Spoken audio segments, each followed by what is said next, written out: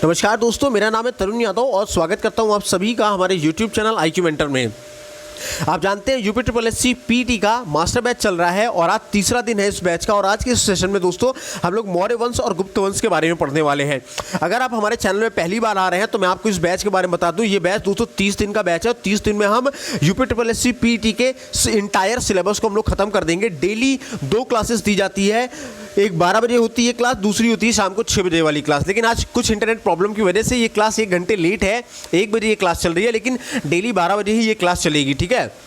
और 12 बजे वाली क्लास में दोस्तों हम लोग सब कुछ डिस्क्रिप्टिव तरीके से पढ़ते हैं और शाम को 6 बजे वाली क्लास में दोस्तों जो भी 12 बजे की क्लास में पढ़ा है उसका प्रैक्टिस करते हैं। साथ ही साथ जनरल अवेयरनेस के क्वेश्चन को सॉल्व करते हैं, करंट अफेयर के क्वेश्चन को हम लोग सॉल्व किया करते हैं और साथ ही साथ स्टैटिक जीके के क्वेश्चन को भी सॉल्व किया करते हैं, जो कि पूरी तरीके से आपके यूपी ट्रिपल एससी पीटी को बेस्ड होता है। और दोस्तों ये जो बैच चल रहा है ये पूरी तरीके से यूपी ट्रिपल एससी पीटी का जो सिलेबस है उस पर कंप्लीटली बेस्ड है। इसलिए हम कुछ भी बाहर का या अदर चीज़ों को हमने नहीं उठाया है, केवल उन्हीं चीज़ों को उठाया है जो आपके सिलेबस में दिया गया है। और ये जो 30 दिन का बैच चलेगा दोस्तों ये आप लोगों के लिए बहुत ही गेम चेंजर साबित होगा। तो इस बैच के साथ आप शुरू से लेकर अंत तक पूरा जुड़े रहिएगा, दोपहर 12 बजे वाली क्लास के साथ भी और शाम को 6 बजे वाली क्लास के साथ भी। और अगर आप इन 30 दिन के बैचेस को अगर आप पूरी तरीके से ठीक से देख लेते हैं तो आप आराम से यूपी ट्रिपल एससी पीटी में 100 में से 90 से ज़्यादा अंक आराम से हासिल करके ले आएंगे।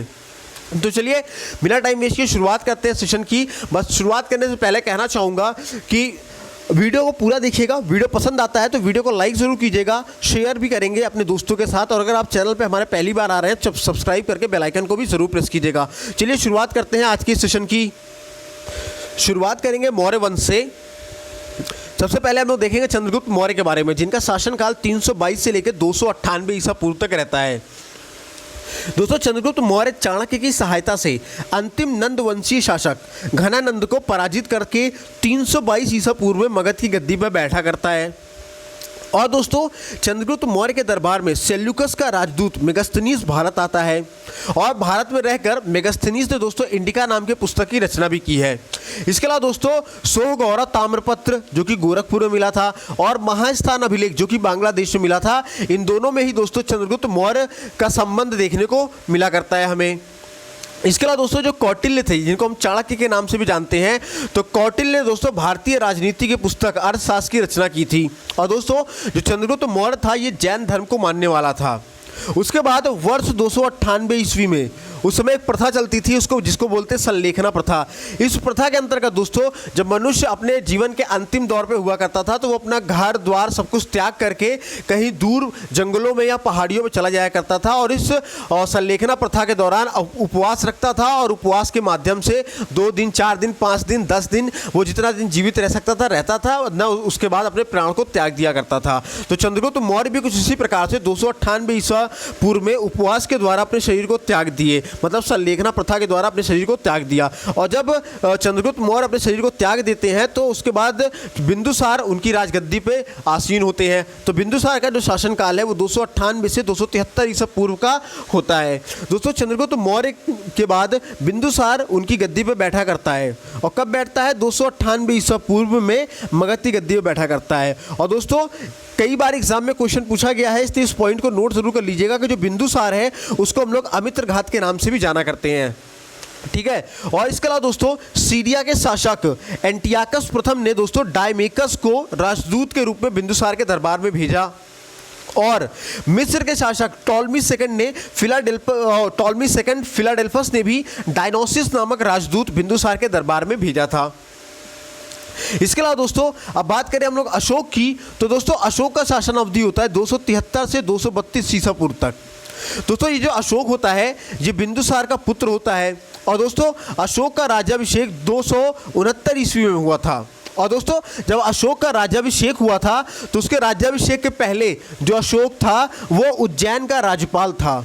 इसके अलावा अशोक को भी दोस्तों अशोक को उसके अभिलेखों में से देवनामपिप पियदिस की उपाधि दी गई है। किसकी उपाधि दी गई है? देवनामपिप की, और देवनामपिप पियदिस की उपाधि दी गई है। इसके अलावा दोस्तों अशोक के नाम का उल्लेख मास्की, गुर्जरा, नेट्टूर तथा उदयगोलम अभिलेखों में ही मिलता है।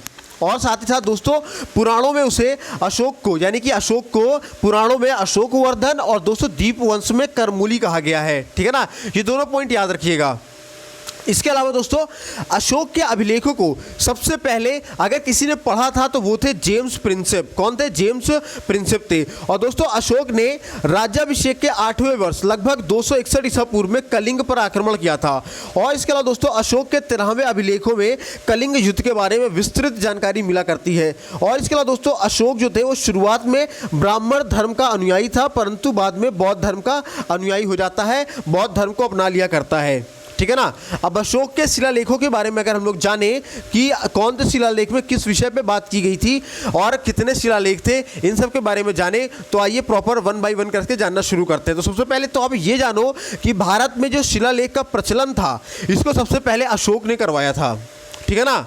अब शिलालेखों के विषयों के बारे में देखें तो अशोक का जो पहला शिलालेख है उसमें उसने पशु बलि की निंदा की है और सभी मनुष्य मेरी संतान है, ये उसने बोला है। और अशोक का जो दूसरा शिलालेख हमको मिलता है उस दूसरे शिलालेख में अशोक ने पशु चिकित्सा, मानव चिकित्सा एवं लोक कल्याणकारी कार्यों के बारे में वर्णन किया है।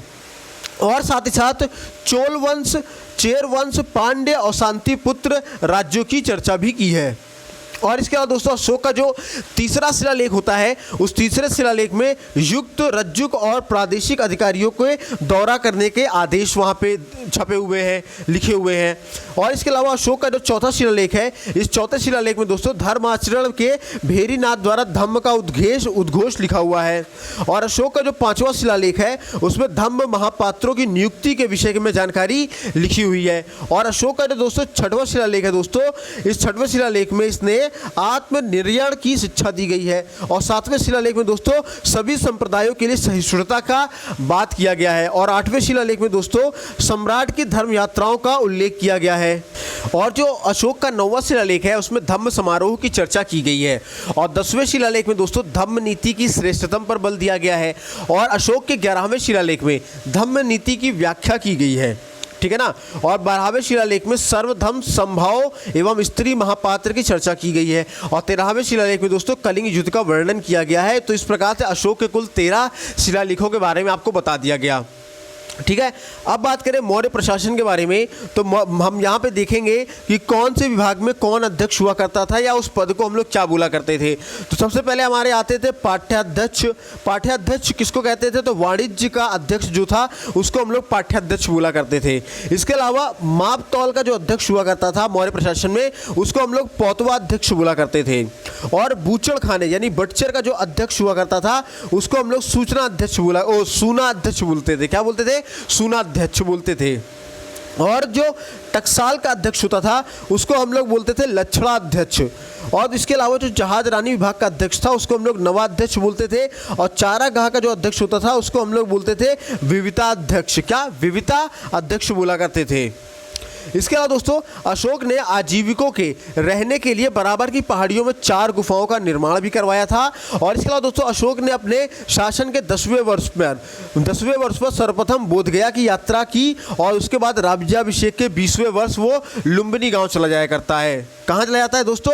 लुम्बिनी गांव में वो चला जाता है। तो यहाँ पे दोस्तों मौर्य वंश समाप्त होता है। अब आप लोग सोच रहे होंगे इतने शॉर्ट में इतने कम समय में कैसे मौर्य वंश समाप्त कर दिया गया। तो दोस्तों आपके यूपीएससी पीटी के सिलेबस में सिर्फ इतना ही दिया गया है और इससे बाहर आपका क्वेश्चन नहीं पूछा जाएगा। इसलिए जो इंपॉर्टेंट पॉइंट है जहाँ से क्वेश्चन बनेंगे वो हमने करवा दिया है। अब आइए दूसरे चैप्टर डिस्कस कर लेते हैं जिसका हम लोग गुप्त वंश के नाम से जाना करते हैं। किस नाम से?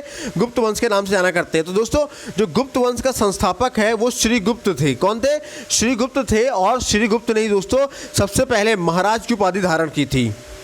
अब गुप्त वंश के अंतर्गत हम लोग सबसे पहले पढ़ेंगे चंद्रगुप्त प्रथम के बारे में जिनका शासन अवधि 319 से 350 ईसा पूर्व का रहता है। तो दोस्तों चंद्रगुप्त प्रथम को गुप्त वंश का वास्तविक संस्थापक माना जाता है। और चंद्रगुप्त प्रथम की राज्याभिषेक की तिथि दोस्तों 319 ईस्वी है और इसे गुप्त संवत का आरंभ भी माना जाता है। मतलब ये कि चंद्रगुप्त मौर्य जो था वो जब अपना राज्याभिषेक करवाता है तो उसी दिन से ही ये गुप्त संवत का भी प्रचलन शुरू करवाता है। और दोस्तों इस गुप्त संवत को चंद्रगुप्त प्रथम ने ही चलवाया था। और चंद्रगुप्त प्रथम जो था वो दोस्तों वो गुप्त शासकों में पहला शासक था जिसने चांदी के सिक्के चलाए थे। ठीक है ना। तो ये एग्जाम में क्वेश्चन बन सकता है कि गुप्त शासकों में ऐसा कौन सा शासक है जिसने सबसे पहले चांदी के सिक्के चलाए। तो चांदी के सिक्के किसने चलाए? चंद्रगुप्त प्रथम ने चलाए। उसके बाद अब हम लोग जानेंगे समुद्रगुप्त के बारे में, जिनका शासन अवधि है 360 से 370 ईस्वी का।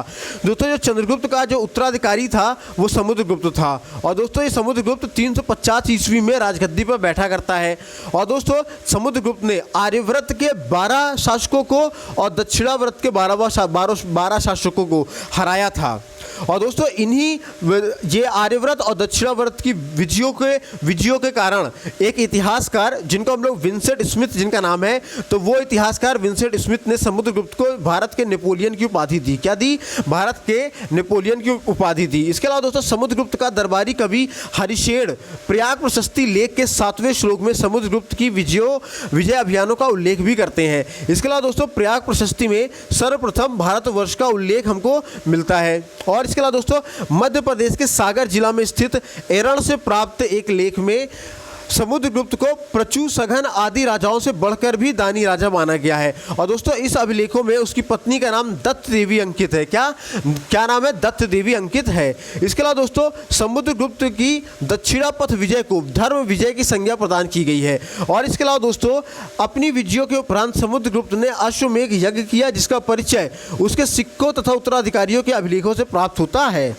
और इसके अलावा दोस्तों समुद्रगुप्त के सिक्कों पर मुद्रित अप्रतिरथ आंध्र पराक्रमांक या फिर पराक्रमांक जैसे नाम उनके गौरवमय जीवन चरित्र का स्पष्ट साक्ष्य भी हमें प्रदान करते हैं।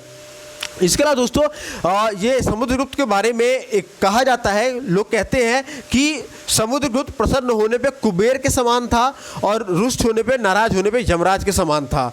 ठीक है ना। और ये चीज़ दोस्तों एरण अभिलेख में लिखी हुई हमको मिली है। कौन से अभिलेख में? एरण अभिलेख में लिखी हुई मिली है। एरण अभिलेख में साफ साफ लिखा गया है कि समुद्रगुप्त प्रसन्न होने पर कुबेर के समान था और नाराज होने पर या रुष्ट होने पर यमराज के समान था। इसके अलावा दोस्तों जो समुद्रगुप्त था वो एक विजेता के साथ साथ एक बेहतरीन कवि था, एक संगीतज्ञ भी अच्छा था और विद्या का संरक्षक भी था। और दोस्तों समुद्रगुप्त ने जो सिक्के चलाए थे उसके सिक्के पर उसे वीणा बजाते हुए चित्रित किया गया है तथा कविराज की उपाधि भी समुद्रगुप्त को प्राप्त की गई है। अब बात करें चंद्रगुप्त सेकंड की, जिनका शासन अवधि 380 से 412 ईस्वी का है। तो दोस्तों गुप्त वंशावली में समुद्रगुप्त के बाद चंद्रगुप्त सेकंड का नाम दोस्तों उल्लिखित है। लेकिन दोस्तों दोनों शासकों के बीच समुद्रगुप्त एक कमजोर शासक के अस्तित्व में इनका उल्लेख देखने को मिलता है। दोस्तों दिल्ली के कुतुब मीनार के पास खड़े एक लौह स्तंभ, जिसको हम लोग महरौली का लौह स्तंभ भी बोला करते हैं, इसमें खुदे हुए अभिलेखों में चंद्र नामक राजा की कीर्ति का वर्णन किया गया है। ठीक है ना। उसमें केवल चंद्र लिखा गया। तो ऐसा माना जाता है कि जो या फिर इसकी ऐसी पहचान की गई कि ये चंद्रगुप्त सेकंड से की जाती है। ठीक है ना। मतलब ऐसा माना जाता है कि जो चंद्र नाम के राजा का जो कीर्ति का वर्णन किया गया है, ये चंद्रगुप्त सेकंड की कीर्ति का वर्णन किया गया है। ठीक है। इसके अलावा दोस्तों उदयगिरी गुफा अभिलेख में चंद्रगुप्त सेकंड की विजयों का भी उल्लेख मिला करता है। कौन सा? उदयगिरी गुफा अभिलेख में। ठीक है ना। चंद्रगुप्त सेकंड की विजयों का उल्लेख देखने को मिलता है।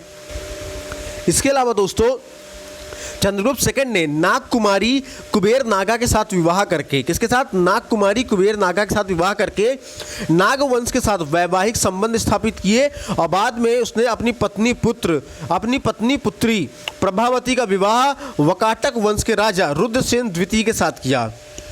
और इसके अलावा दोस्तों उसने अपने पुत्र कुमारगुप्त प्रथम का विवाह कदम्ब शासक कुत्सवर्मन की पुत्री से किया। ठीक है ना। चंद्रगुप्त सेकंड ने क्या किया कि अपनी पुत्री जिसका पुत्र था उसने अपने पुत्र कुमारगुप्त प्रथम का विवाह कदम्ब के शासक कुत्सवर्मन की पुत्री से किया। और दोस्तों शकों पर विजय के उपरांत चंद्रगुप्त सेकंड ने विक्रमादित्य की उपाधि धारण की। और एग्जाम में पूछा जाता है कि निम्न में से किस शासक ने विक्रमादित्य की उपाधि धारण की है? तो क्या आंसर बताएंगे? चंद्रगुप्त सेकंड ने विक्रमादित्य की उपाधि धारण की थी। इसके बाद दोस्तों चंद्रगुप्त सेकंड के दरबार में 9 विद्वानों की एक मंडली निवास करती थी और उस 9 विद्वानों की जो मंडली थी उसको हम लोग नवरत्न बोला करते थे। और इन नवरत्नों में दोस्तों कालिदास थे, धन्वंतरी थे, छपड़क थे, अमर सिंह थे, शंकु वेताज भट्ट थे, घटकरपर थे, वराह मिहिर थे और वरुचि जैसे विद्वान थे। और इसके अलावा दोस्तों चंद्रगुप्त सेकंड के शासनकाल में चीनी यात्री फाहियान भारत आया था।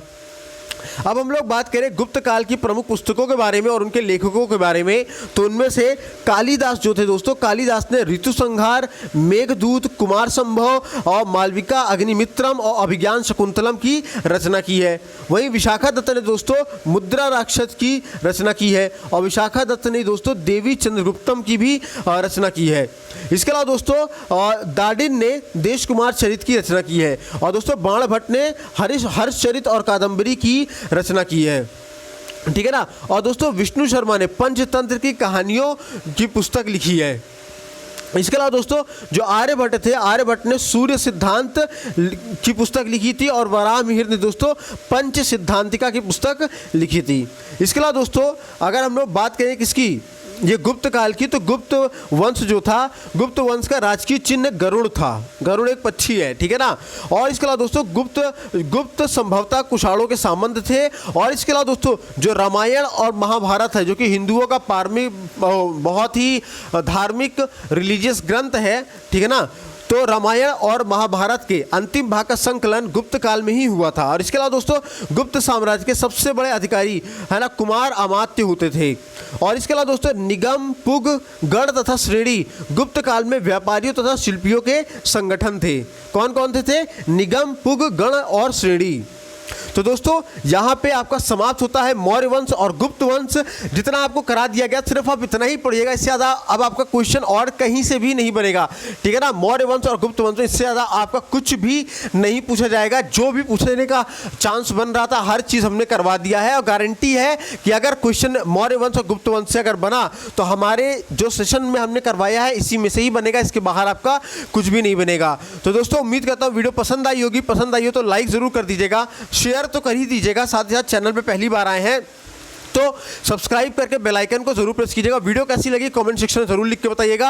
इन वीडियोस की पीडीएफ पाना चाहते हैं तो नीचे दिए गए व्हाट्सएप नंबरों पर कैपिटल लेटर में JOIN ज्वाइन लिख करके मैसेज करेंगे तो हम आपको अपने WhatsApp group IQ mentor study group में ऐड कर देंगे, जहाँ पे आपको हमारे सारे वीडियोज़ की लिंक, सारे वीडियोज़ की PDF, upcoming examination detail, upcoming vacancies की detail, coaching material, test material, daily newspaper, current affair, बहुत सारी चीज़ें आप लोगों को फ्री ऑफ कॉस्ट में दी जाती है, ठीक है ना। इसके अलावा अब आप हमको इंस्टाग्राम पेज पे फॉलो कर सकते हैं। इंस्टाग्राम के सर्च बॉक्स में जाइए, टाइप कीजिए IQ मेंटर, फॉलो कीजिए, वहां पे भी हमको, ठीक है ना, वहां पे हमारे पोस्ट के माध्यम से डेली कुछ ना कुछ नया सीखने को मिलेगा। और साथ ही अब आप हमको टेलीग्राम पे भी फॉलो कर सकते हैं। टेलीग्राम पे सर्च मारिए IQ मेंटर एग्जाम वर्ल्ड और वहां पे फॉलो कीजिए। साथ ही साथ फेसबुक पेज पे भी फॉलो कीजिए, IQ मेंटर एग्जाम वर्ल्ड को लिख करके सर्च मारिए, आपको मिल जाएगा, ठीक है। तो चलिए मिलते हैं अगले सेशन में शाम को 6 बजे। तब तक अपना ख्याल रखिए, स्वस्थ रहिए, मस्त रहिए। जय हिंद दोस्तों।